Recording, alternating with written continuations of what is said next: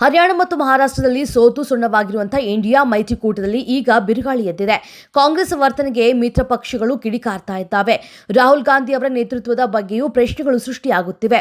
ಇದರ ನಡುವೆಯೇ ಪಶ್ಚಿಮ ಬಂಗಾಳದ ಮುಖ್ಯಮಂತ್ರಿ ಮಮತಾ ಬ್ಯಾನರ್ಜಿ ಅವರು ನೀಡಿರುವ ಹೇಳಿಕೆ ಭಾರತದ ಅತಿ ಪುರಾತನ ಪಕ್ಷ ಕಾಂಗ್ರೆಸ್ ಅನ್ನ ಕೆಂಗೆಡಿಸಿವೆ. ನೇರವಾಗಿಯೇ ಇಂಡಿಯಾ ಬ್ಲಾಕ್ನ ಕಾರ್ಯಚಟುವಟಿಕೆಗಳ ಬಗ್ಗೆ ಮಮತಾ ಬ್ಯಾನರ್ಜಿ ಅತೃಪ್ತಿ ವ್ಯಕ್ತಪಡಿಸಿದ್ದು, ಮೈತ್ರಿಕೂಟದ ನೇತೃತ್ವವನ್ನು ವಹಿಸಿಕೊಳ್ಳುವ ಆಸಕ್ತಿಯನ್ನ ವ್ಯಕ್ತಪಡಿಸಿದ್ದಾರೆ. ಬಿಗ್ ಬಾಸ್ ವೀಕೆಂಡ್ ಕಾರ್ಯಕ್ರಮದಲ್ಲಿ ಕಿಚ್ಚ ಸುದೀಪ್ ಅಕ್ಷರಶಃ ಗರ್ಜಿಸಿದ್ರು. ವಾರದ ಕತೆ ಕಿಚ್ಚನ ಜೊತೆ ಸಂಚಿಕೆಯ ಆರಂಭದಲ್ಲೇ ತ್ರಿವಿಕ್ರಮ್ ವಿರುದ್ಧ ಸುದೀಪ್ ಸಿಡಿಮಿಡಿಗೊಂಡ್ರು. ಇದಕ್ಕೆ ಕಾರಣ ಕಳೆದ ವಾರದ ಎಲಿಮಿನೇಷನ್. ಕಳೆದ ವಾರ ಶೋಭಾ ಶೆಟ್ಟಿ ಟ್ವೀಟ್ ಮಾಡಿದ್ರು. ಶಿಶಿರ್ ಹಾಗೂ ಐಶ್ವರ್ಯ ಬಾಟಮ್ 2 ನಲ್ಲಿ ಇದ್ದಿದ್ದಕ್ಕೆ ಶೋಭಾ ಶೆಟ್ಟಿ ಟ್ವೀಟ್ ಮಾಡಿದ್ದು ಅಂತ ಗೌತಮಿ ಜಾಧವ್ ಬಳಿ ತ್ರಿವಿಕ್ರಮ್ ಕೋಡ್ ವರ್ಡ್ ನಲ್ಲಿ ಮಾತನಾಡಿದ್ರು. ಸಾಲದಕ್ಕೆ ಬಿಗ್ ಬಾಸ್ ನಿರ್ಧಾರದ ಬಗ್ಗೆ ತ್ರಿವಿಕ್ರಮ್ ಅನುಮಾನ ವ್ಯಕ್ತಪಡಿಸಿದ್ರು, ಅಗೌರವ ತೋರಿದ್ದರು. ಹೀಗಾಗಿ ತ್ರಿವಿಕ್ರಮ್ಗೆ ಕಿಚ್ಚ ಸುದೀಪ್ ಮಹಾಮಂಗಳಾರತಿ ಮಾಡಿದ್ರು.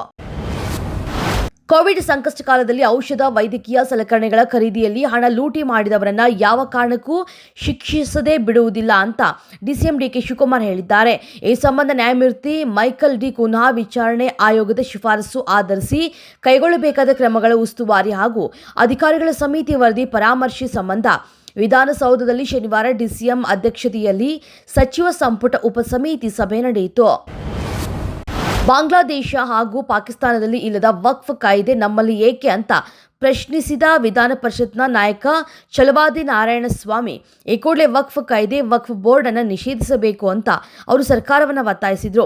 ಶಿಡ್ಲಘಟ್ಟ ಜಂಗಮಕೋಟೆ ಮಾರ್ಗದ ಬೆಳ್ಳೋಟಿ ಗೇಟ್ ಬಳಿಯ ಶ್ರೀ ಆಂಜನೇಯ ಸ್ವಾಮಿ ದೇವಾಲಯದ ಆವರಣದಲ್ಲಿ ತಮ್ಮ ತಂಡದ ಸದಸ್ಯರೊಂದಿಗೆ ವಕ್ಫ್ ಆಸ್ತಿ ಕುರಿತು ಸಾರ್ವಜನಿಕರಿಂದ ಅಹವಾಲು ಸ್ವೀಕರಿಸಿ ಮಾತನಾಡಿದ ಅವರು, ನಮ್ಮ ದೇಶದ ಬಹುಸಂಖ್ಯಾತ ಧರ್ಮದವರಿಗೆ ಮಾರಣಾಂತಿಕವಾದ ವಕ್ಫ್ ಬೋರ್ಡ್ ನಮಗೆ ಅಗತ್ಯವಿಲ್ಲ, ಕೂಡಲೇ ನಿಷೇಧಿಸಬೇಕು ಅಂತ ಆಗ್ರಹಿಸಿದ್ರು.